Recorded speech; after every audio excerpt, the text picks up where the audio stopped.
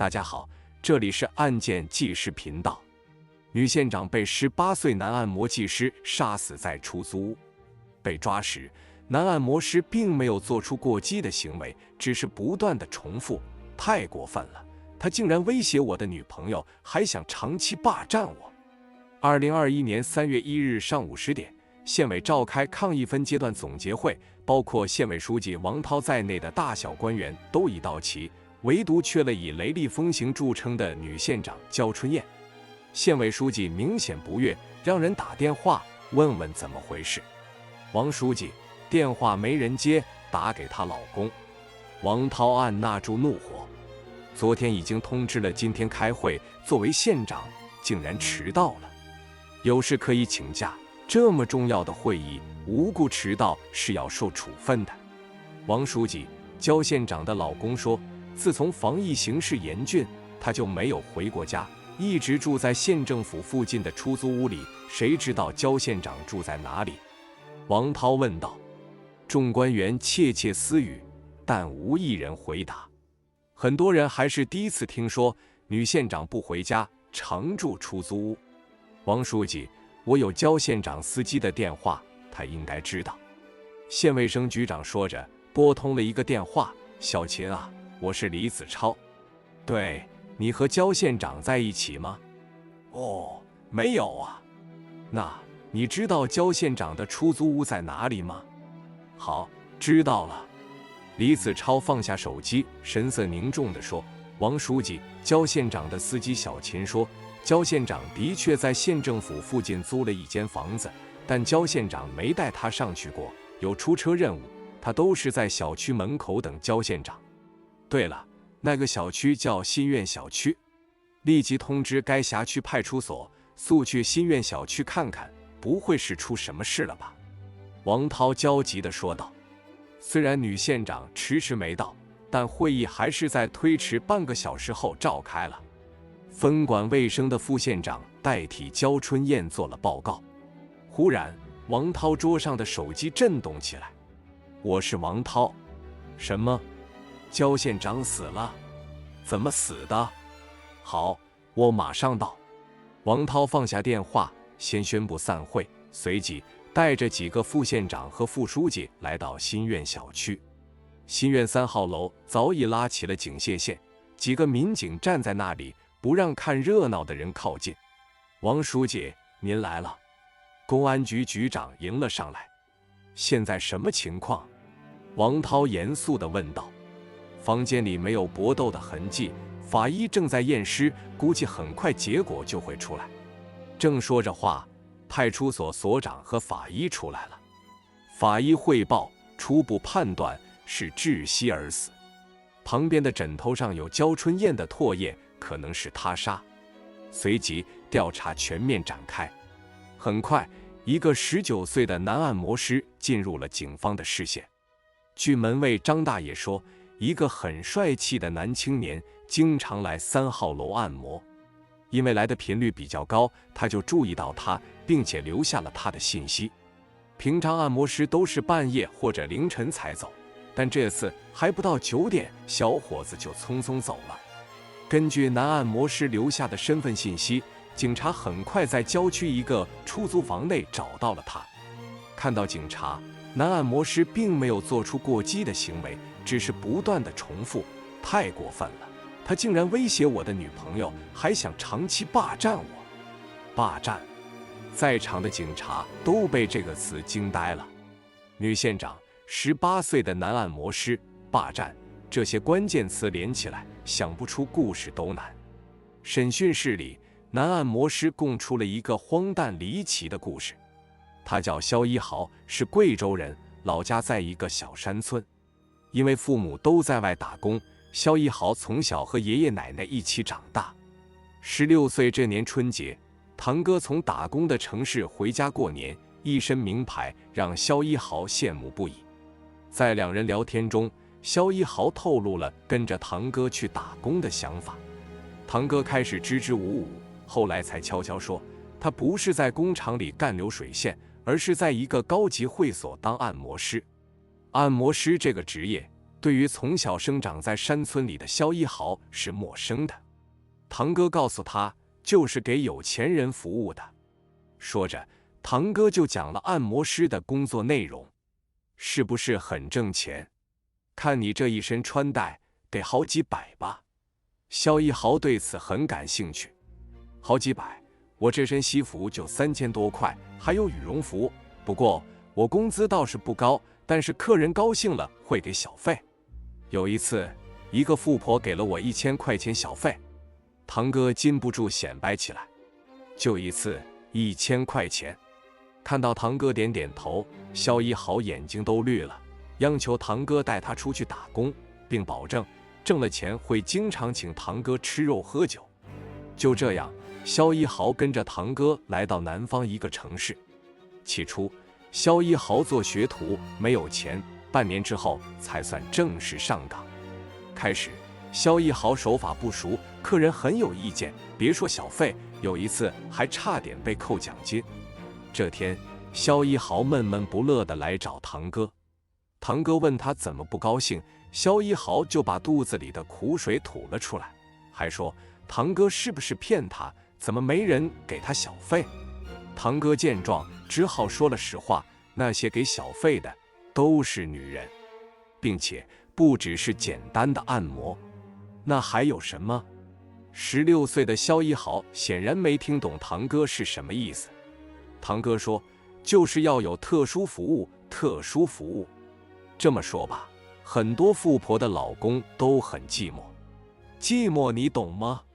萧一豪摇摇头，不懂。你在家里睡不着觉的时候想什么？想我怎么这么苦？还有呢？堂哥循循善诱。还有，想我要挣钱，挣钱以后呢？挣钱以后，我想娶村里的小霞，这就对了。男人长大了就想女人，女人也想男人啊。可是富婆想男人和别人什么关系？她不是有老公吗？傻不傻？富婆的老公更有钱，她会守着一个黄脸婆。干脆明说了吧，很多女人来高级会所按摩，并不只是为了按摩，是为了找帅哥给她服务的。接着，堂哥教萧一豪如何识别女人的目的，比如来的客人言语挑逗，或者在按摩师按摩的时候会指引着按摩师的手往敏感部位移动。说着，堂哥看萧一豪似懂非懂的样子，干脆躺下来做起了示范。在萧一豪按摩他的腹部的时候，说：“很好，我很舒服。对，再往下一点，再往下。你怎么停了？”萧一豪不好意思地说：“再往下就碰到你的那啥了。”哈哈哈哈，明白了吗？如果你的手已经在客人的小腹上，客人让你继续往下，你就应该听话照做。如果他起了反应，你也不要停手。记住，客人满意了才会给小费的。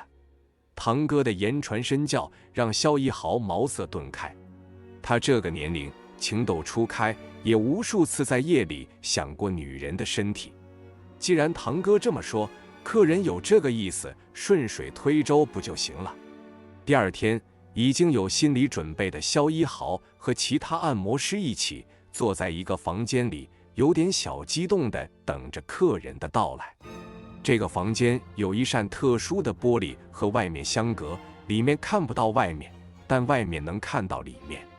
客人如果是熟人，自然会按照工号叫熟悉的按摩师给自己服务；如果客人是新客，则需要透过玻璃选择一个自己眼缘不错的按摩师。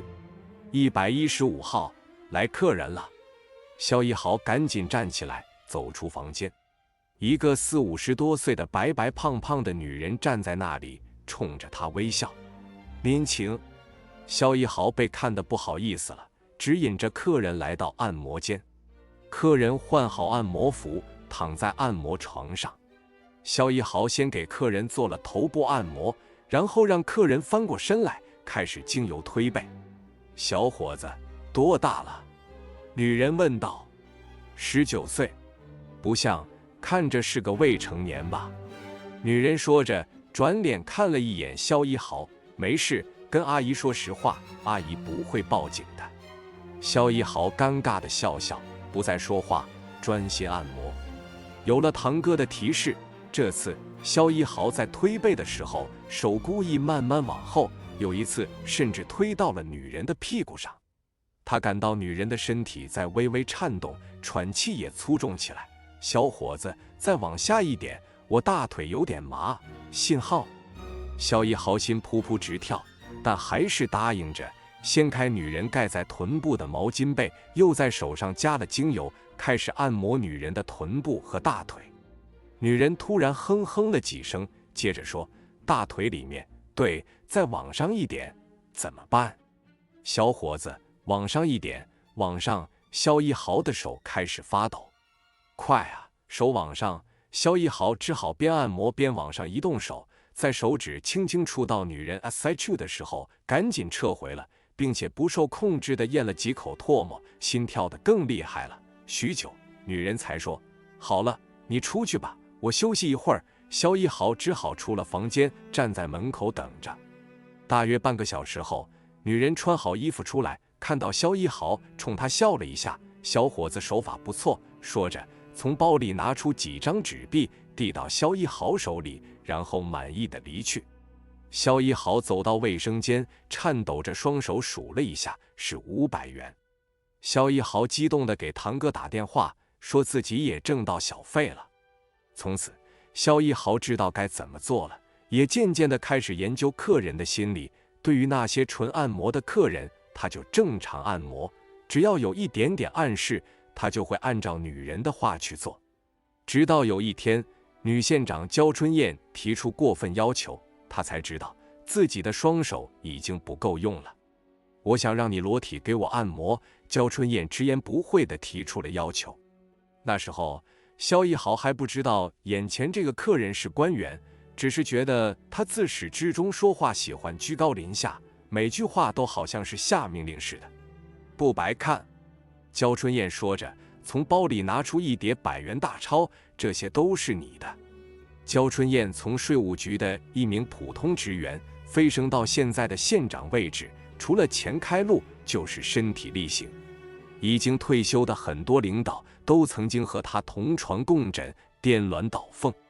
现在作为县长的他，忽然觉得自己年轻时吃亏了，为了找点平衡，他决定也享受一下。看到有些女干部睡下属，他很不屑，并觉得身边人不安全，就想埋了一颗定时炸弹。于是就把目光投到高级会所。这次他来市里开会，晚上又睡不着，就搜到了这家高级会所，并指明要年纪最小的。于是他和萧一豪就这么相遇了。虽然眼前的钞票确实诱人，但对于焦春燕提出的无理要求，萧一豪还是拒绝了。看样子是个处喽，我喜欢。说着，焦春燕又把自己的金手镯摘下来。我今天出门出得急，现金就那么多，现在够了吧？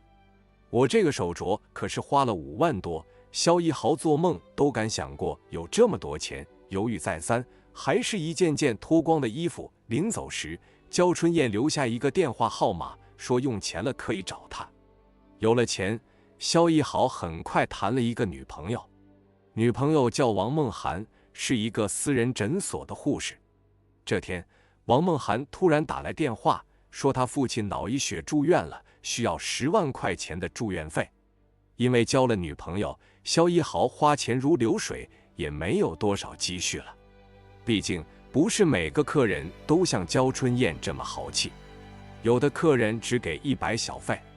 对呀，先找焦春燕借钱，以后有了再还他不就行了？萧一豪试着打了一个电话给焦春燕，没想到焦春燕爽快地答应了，给了萧一豪一个地址，让他去拿。萧一豪赶紧过去，见是一个大酒店。房间里，焦春燕穿着一件半透明的睡衣，并且没有穿内衣。萧一豪拿了钱就要走，结果被焦春燕叫住了。就这么走了？萧一豪站住了。1万块钱赔我一次，你不吃亏吧？焦春燕走过来，开始脱萧一豪的衣服。说实话，焦春燕长得不丑，孤男寡女同处一室，没有反应是假的。再说，如果不答应，今天这钱估计拿不走。想到在医院急等用钱的准岳父，萧一豪放下钱，弯腰抱起焦春燕，扔到大床上。虽然说好的1万1次，但此后萧一豪每次来，焦春燕还是会赏些小费。渐渐的，萧一豪觉得这个女人还真是一棵摇钱树，于是他由不情愿变为主动联系焦春燕，只要有时间，两人就在一起厮混。为了方便，焦春燕还在县政府旁边的新苑小区租了一间房子。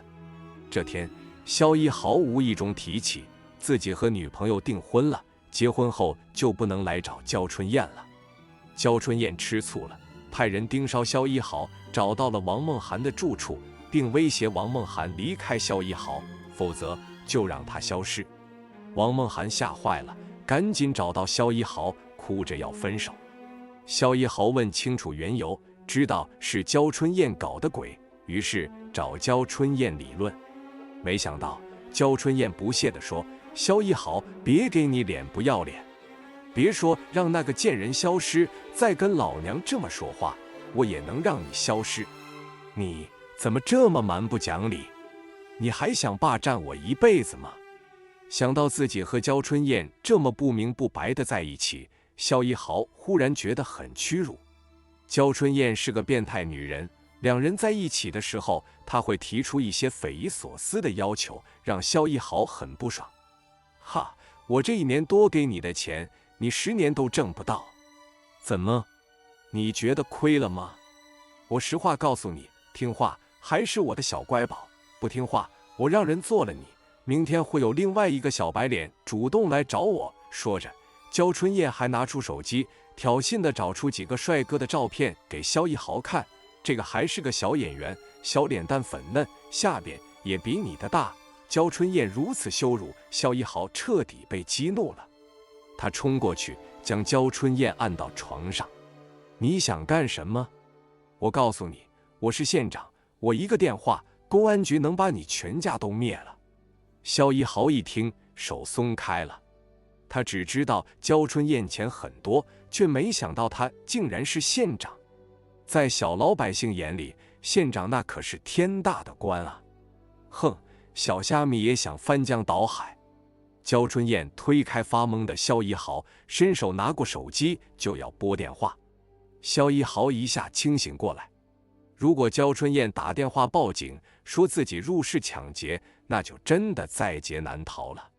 他再一次冲上去，打飞焦春燕的手机，再次将她按在床上，并顺手拿过枕头按在她的脸上。焦春燕的双手无助地舞动着，枕头底下发出一阵呜呜声后，房间里陷入死一般的静。焦春燕之死在全市官场激起很大的漩涡。一个年富力强的女干部竟然做出如此龌龊之事，绝不只是一时兴起，背后肯定做了很多不可告人的事情。她的经历被起底。很快，省纪委派来了调查组，和焦春燕曾经颠鸾倒凤的30老干部相继被调查。有的老干部已经退休多年，本该含饴弄孙，颐养天年，却因焦春燕之死又牵扯出了其他不法案件，最终锒铛入狱。人在做，天在看，此言果然不虚。